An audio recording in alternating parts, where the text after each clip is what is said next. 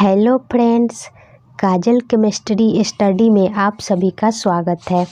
अगर मेरा वीडियो आप सभी को पसंद आए तो एक लाइक कर देना और अभी तक आपने मेरे चैनल को सब्सक्राइब नहीं किया है तो प्लीज़ सब्सक्राइब कर लेना। आज के इस वीडियो में मैं लेकर आई हूँ पदार्थ की ठोस अवस्था, यानी कि पदार्थ के ठोस अवस्था में उसके कणों की बनावट कैसी होती है, अंतराण्विक आकर्षण बल और स्थान क्या होता है। दोस्तों, इस वीडियो में मैं ये भी बताऊंगी कि ठोस पदार्थों के जो सामान्य गुण होता है वो क्या क्या होता है, जैसे कि ठोस पदार्थों के आयतन और आकृति कैसी होती है, इसका घनत्व कैसा होता है, द्रव्यनांक और क्वथनांक क्या होता है, ठोस पदार्थ के कणों की अवस्था कैसी होती है, इसका बहाव होता है या नहीं होता है, प्रसरण या संकुचन, ऊर्ध्वपातन आदि ये सारे टॉपिक पर हम चर्चा करेंगे। ठीक है, तो चलिए शुरू करते हैं आज का वीडियो। दोस्तों, ये तो आप सबको पता है कि पदार्थ बहुत ही छोटे छोटे सूक्ष्म कणों का बना होता है। ये जो पदार्थ के छोटे छोटे कण होते हैं ना, इन कणों के बीच एक विशेष प्रकार का आकर्षण बल कार्य करते रहता है।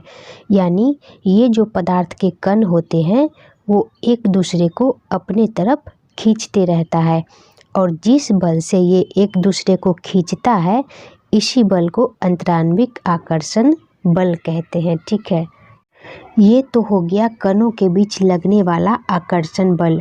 और एक महत्वपूर्ण बात कि ये जो पदार्थ के सूक्ष्म कण होते हैं, इन कणों के बीच कुछ खाली स्थान भी रहता है जिसको अंतराण्विक स्थान कहा जाता है। दोस्तों, ठोस पदार्थों में अंतराण्विक आकर्षण बल काफ़ी मजबूत रहता है, जिसके कारण पदार्थ के जो कण होते हैं वो एक दूसरे के काफ़ी पास पास होते हैं और मजबूती से एक दूसरे से बंधे रहते हैं। अगर हम बात करें ठोस पदार्थों में अंतराण्विक स्थान की, तो ठोस पदार्थों में ये स्थान बहुत ही कम होता है, और यही कारण होता है कि ठोस के कण एक स्थान से दूसरे स्थान पर स्वतंत्र होकर गमन नहीं कर सकते। इसका मतलब ये भी नहीं है कि ठोस के कण एक स्थान पर स्थिर रहते हैं, बस होता ये है कि वो अपने स्थान पर ही हिलते डुलते रहते हैं, या कहें कि वो अपने स्थान में स्वतंत्र रूप से कंपन कर सकते हैं। ठीक है दोस्तों, ठोस पदार्थों के और भी बहुत सारे सामान्य गुण होते हैं जो हमने वीडियो के शुरुआत में बताया था। इन सबको एक एक करके देखते हैं।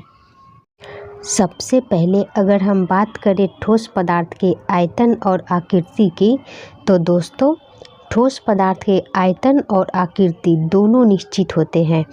अब यहाँ पर प्रश्न ये उठता है कि आखिर ठोस पदार्थ के आयतन और आकृति निश्चित होने के क्या कारण हो सकते हैं। इसको सिंपल तरीके से कहें तो ठोस पदार्थ के जो कण होते हैं ना, वो काफ़ी पास पास होते हैं, इतने पास पास होते हैं कि वो और एक दूसरे के निकट नहीं आ सकते हैं। एक रीज़न आपका ये हो गया कि ठोस के कण एक दूसरे के निकट नहीं आ सकते, और दूसरा रीज़न ये हो सकता है कि इसके कण एक दूसरे से दूर भी नहीं जा सकते हैं। क्यों नहीं जा सकते? क्योंकि इसके कणों के बीच अंतराण्विक आकर्षण बल काफ़ी मजबूत होता है। यही दो रीज़न है जिसके कारण ठोस पदार्थ की आकृति कायम रहती है और आयतन भी स्थिर रहता है। ठीक है, तो इसका उदाहरण भी देख लीजिए, जैसे पुस्तक हो गया। आप जानते हो कि पुस्तक की आकृति और आयतन निश्चित होते हैं। दूसरा रबड़ हो गया, ये भी ठोस पदार्थ है। इसको खींचने पर इसकी आकृति बदल जाती है, लेकिन खिंचाव बल के हटते ही इसकी आकृति पुनः वापस लौट आती है। और आपका चीनी हो गया, नमक, टेबल, कुर्सी सब ठोस पदार्थों के उदाहरण है जिसका आयतन और आकृति निश्चित होता है। दोस्तों, आप लोग जानते हो कि पदार्थ के कण अनवरत गतिशील रहते हैं, तो किसी भी गतिशील कण की गतिज ऊर्जा होती होगी। तो गतिज ऊर्जा को आप इस प्रकार से परिभाषित कर सकते हो कि अपने वेग के कारण किसी कण में उत्पन्न ऊर्जा उसकी गतिज ऊर्जा कहलाती है। और आप जानते हो कि ठोस पदार्थ के कणों का वेग बहुत कम होता है या कहें कि कंपन करते रहता है। इसलिए ठोस पदार्थ के कण की गतिज ऊर्जा बहुत ही कम होती है। एक रीजन आपका यहाँ भी मिल गया। इसको आप ऐसे बोल सकते हो कि ठोस के कणों के गतिज ऊर्जा बहुत कम होने के कारण ठोस की आकृति स्थिर रहती है। ठीक है, अगला टॉपिक है आपका ठोस का घनत्व, यानी ठोस पदार्थ का घनत्व कैसा होता है। तो सबसे पहले ये देख लीजिए कि घनत्व होता क्या है। किसी पदार्थ के इकाई आयतन का द्रव्यमान उसका घनत्व कहलाता है। यानी किसी भी पदार्थ के छोटी से छोटी आयतन में जो द्रव्यमान रहता है वो उस पदार्थ का घनत्व कहलाता है। अगर द्रव्यमान कम रहेगा तो घनत्व भी कम होगा, और द्रव्यमान जितना ज़्यादा रहेगा उसका घनत्व भी ज़्यादा होगा। ठीक है दोस्तों, घनत्व का सूत्र घनत्व बराबर द्रव्यमान बटे आयतन होता है।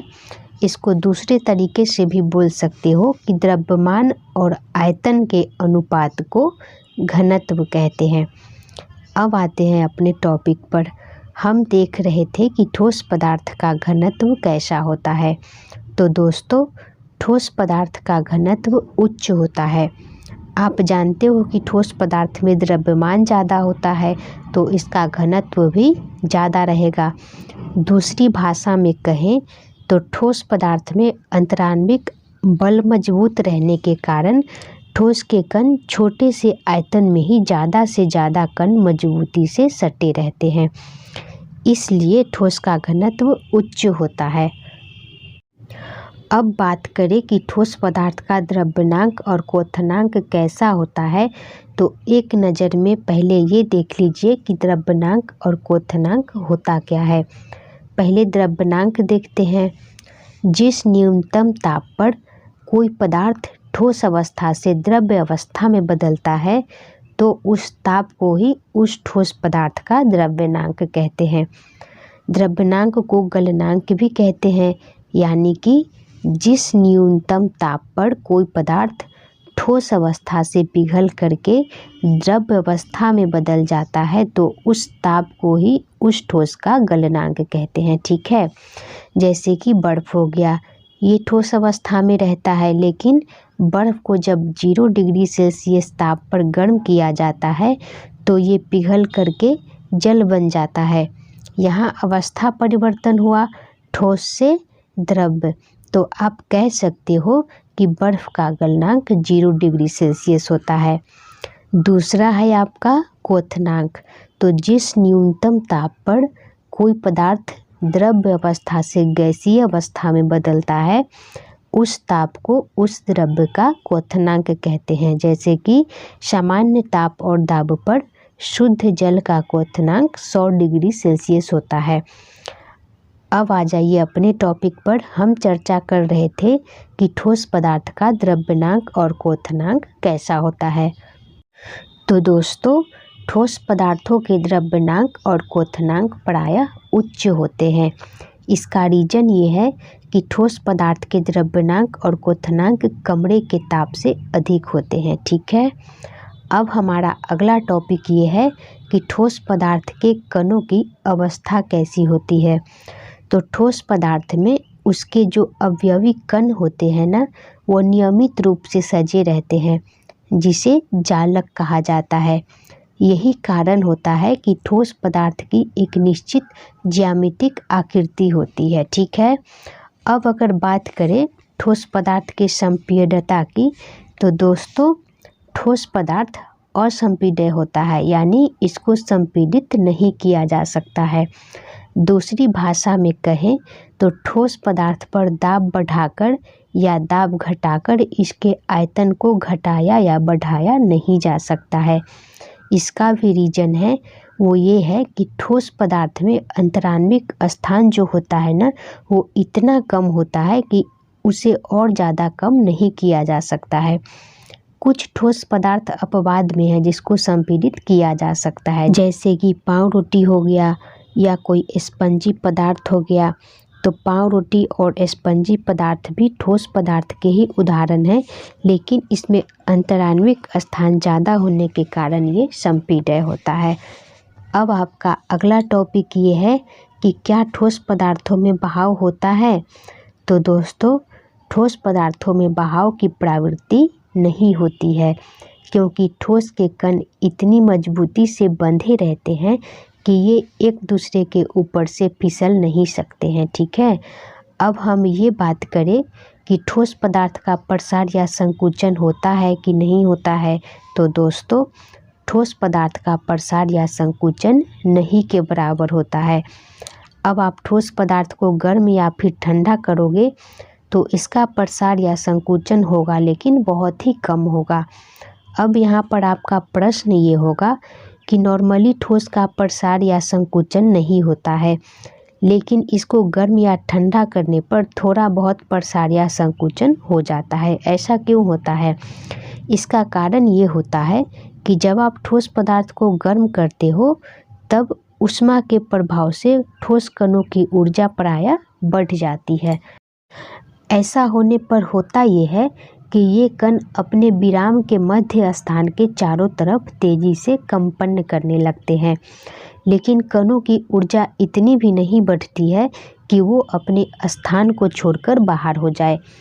इसलिए ठोस पदार्थों में प्रसार की मात्रा बहुत कम होती है। ठीक है, ठीक इसका उल्टा, जब आप ठोस पदार्थ को ठंडा करोगे तो उसके कणों की ऊर्जा घट जाती है और कंपन की तीव्रता भी बहुत कम हो जाती है, लेकिन ये कण अपने स्थिर स्थान को नहीं छोड़ती है और बहुत ज़्यादा पास नहीं आ पाती है।